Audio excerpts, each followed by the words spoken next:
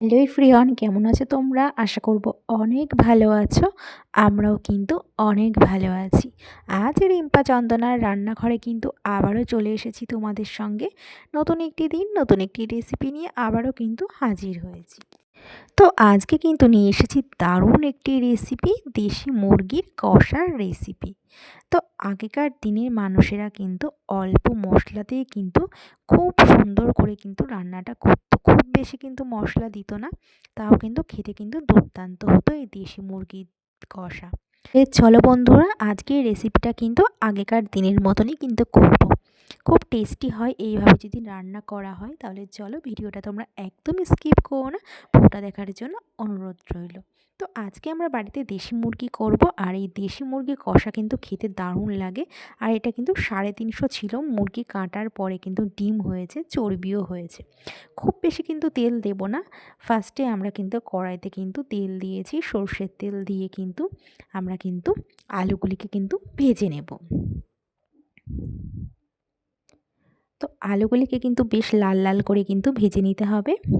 আর এই মাংসে অনেকটাই কিন্তু চর্বি হয়েছে। আলুর মধ্যে কিন্তু আমরা একটু লবণ দিয়েছিলাম, তো লবণ দিয়ে আলুগুলিকে কিন্তু লাল লাল করে আমরা ভেজে কিন্তু একটি পাত্রে কিন্তু তুলে নিচ্ছি। এবার কিন্তু ওই তেলে আমরা গোটা গরম মশলা, জিরে দেব, আর আমরা কিন্তু দেব কালারের জন্য চিনি দিয়েছি, আর গোটা তেজপাতা আমরা দিয়েছি। দিয়ে কিন্তু আমরা একটু ভালো করে নাড়াচাড়া করে নেব। এবার কিন্তু আমরা দেব পেঁয়াজ কুচি। তো পেঁয়াজগুলিকেও কিন্তু এবার আমরা ভেজে নেব। তো পেঁয়াজটাকে একটু ভালো করে কিন্তু ভাজা ভাজা করে নিতে হবে। তো খুব ভালো করে আমরা পেঁয়াজটাকে কিন্তু ভেজে নিচ্ছি। এবার আমরা কিন্তু এর মধ্যে অ্যাড করব দুটো টমেটোম টুকরো। তো দুটো টমেটোম আমরা এখানে নিয়েছি, টমেটোমটাকে কিন্তু টুকরো করে কিন্তু আমরা পেঁয়াজের সঙ্গে দিয়ে খুব ভালো করে কিন্তু একটু ভাজা ভাজা করে নেব, লাল করে কিন্তু একটু ভেজে নেব।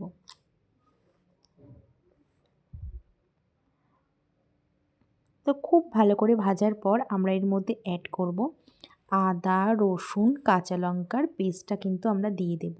দিয়ে কিন্তু খুব ভালো করে কিন্তু আমরা কষিয়ে নেব। কষানোটা কিন্তু খুব ভালো করে করতে হবে। তো খুব ভালো করে কিন্তু আমরা কষিয়ে নিচ্ছি।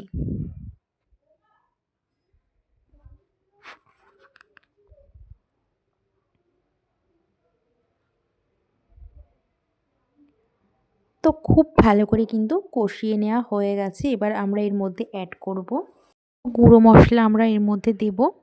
আমরা এখানে দেব জিরের গুঁড়ো, ধনের গুঁড়ো, ঝাল লঙ্কার গুঁড়ো, লবণ, হলুদ দিয়ে আমরা খুব ভালো করে কষিয়ে নেব। আর আমরা দেব সামান্য কিন্তু জল দিয়ে কিন্তু ঢেকে ঢেকে কিন্তু কষিয়ে নিতে হবে। তো মশলাটাকে কিন্তু আমরা ঢেকে ঢেকে কিন্তু কষিয়ে নেব।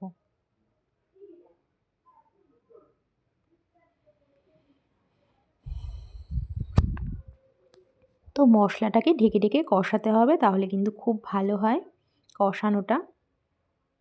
মশলা থেকে তেল ছাড়তে শুরু করলে কিন্তু আমরা ধুয়ে রাখা কিন্তু দেশি মুরগির মাংসটাকে কিন্তু দিয়ে দেব। তো এই মাংসে দেখুন কতটা তেল হয়েছে, আর ছোট ছোট কিন্তু ডিমও হয়েছে দেখুন। এবার কিন্তু খুব ভালো করে কিন্তু আমরা কষিয়ে নেব, মশলার সঙ্গে মাংসকে কিন্তু কষিয়ে নেব।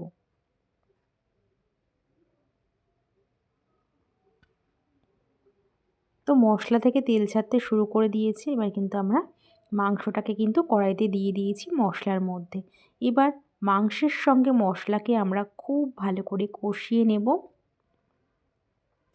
আর এটা হাই আঁচে কিন্তু 10 মিনিট কষিয়ে নিতে হবে। হাই আঁচে 10 মিনিট কষিয়ে নিলে কিন্তু খুব ভালো হয়। তো আমরা হাই আঁচে 10 মিনিট কষিয়ে নিচ্ছি।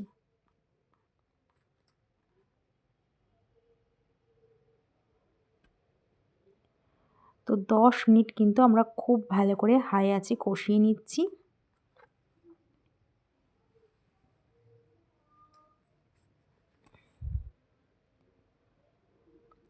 যেহেতু আমরা কিন্তু মাংসটা অল্প তেলেই করছি, কারণ এই মাংসে কিন্তু মাংসের থেকে অনেকটাই কিন্তু তেল বার হয়েছে, যেহেতু একটা চর্বিযুক্ত মাংস ছিল, গায়ে অনেকটাই কিন্তু চর্বি ছিল এই মাংসে।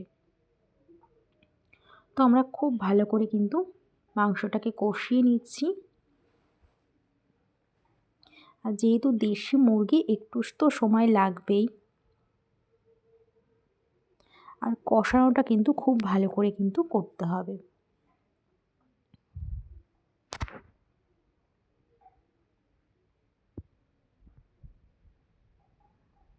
এবার লো আছে আমরা আরও 10 মিনিট কিন্তু কষিয়ে নিচ্ছি খুব ভালো করে। আর কষানোটা কিন্তু মেইন, কষানো ভালো না হলে কিন্তু রান্নার স্বাদ কিন্তু একদমই কিন্তু ভালো হবে না। আর আগেকার দিনে মানুষেরা কিন্তু এর মধ্যে সেরকম কিছুই ব্যবহার করতো না মশলাপাতি, এরকমভাবেই কিন্তু রান্না করতো, কিন্তু দারুণ টেস্ট হতো। সেরকমভাবেই কিন্তু আমরা করছি। তো এবার কিন্তু আমরা ভেজে রাখা কিন্তু আলুগুলিকে কিন্তু দিয়ে দেব। এবার আলুর সঙ্গে মাংসটাকে কিন্তু মিশিয়ে নেব। ঢেকে ঢেকে এবার আলুর সঙ্গে মাংসকে আমরা কষিয়ে নেব। তো খুব ভালো করে কিন্তু আলুর সঙ্গে আমরা মাংসটাকে কিন্তু কষিয়ে নিচ্ছি।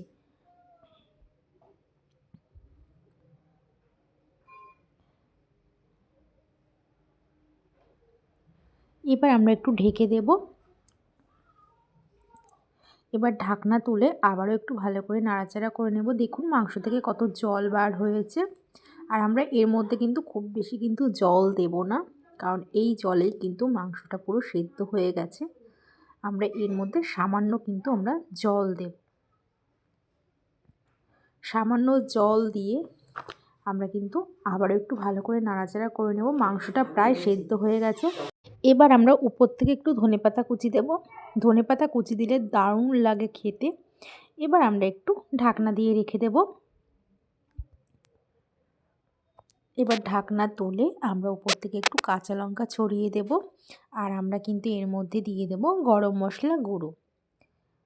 মিক্সিতে গুঁড়ো করে রেখেছিলাম গরম মশলা গুঁড়োকে চামচ মতন আমরা দিয়ে খুব ভালো করে কিন্তু নাড়াচাড়া করে আমরা কিন্তু নামিয়ে ফেলবো আজকে আমাদের অল্প মশলা দিয়ে কিন্তু দেশি মুরগির দুর্দান্ত একটি রেসিপি। আগেকার মানুষেরা কিন্তু অল্প মশলাতেই কিন্তু দুর্দান্ত রান্না করতো। তো এবার কিন্তু আমরা নামিয়ে ফেলবো চিকেনটাকে। তো তৈরি হয়ে গেছে কিন্তু আমাদের আজকে দেশি মুরগির দুর্দান্ত একটি রেসিপি। তো বন্ধুরা, কেমন লাগলো আজকে আমাদের এই দেশি মুরগির রেসিপিটা? আজকের এই দেশি মুরগির রেসিপিটা যদি তোমাদের ভালো লেগে থাকে তাহলে কিন্তু অবশ্যই একটি কমেন্ট করে জানিও যে তোমাদের কেমন লেগেছে। এই রেসিপিটা যদি তোমাদের ভালো লেগে থাকে তাহলে তোমরাও কিন্তু বাড়িতে একবার ট্রাই করে দেখতে পারো। তো আজ এই পর্যন্তই, আবার দেখা হবে নেক্সট ভিডিওতে। ততক্ষণ তোমরা সুস্থ থেকো, ভালো থেকো।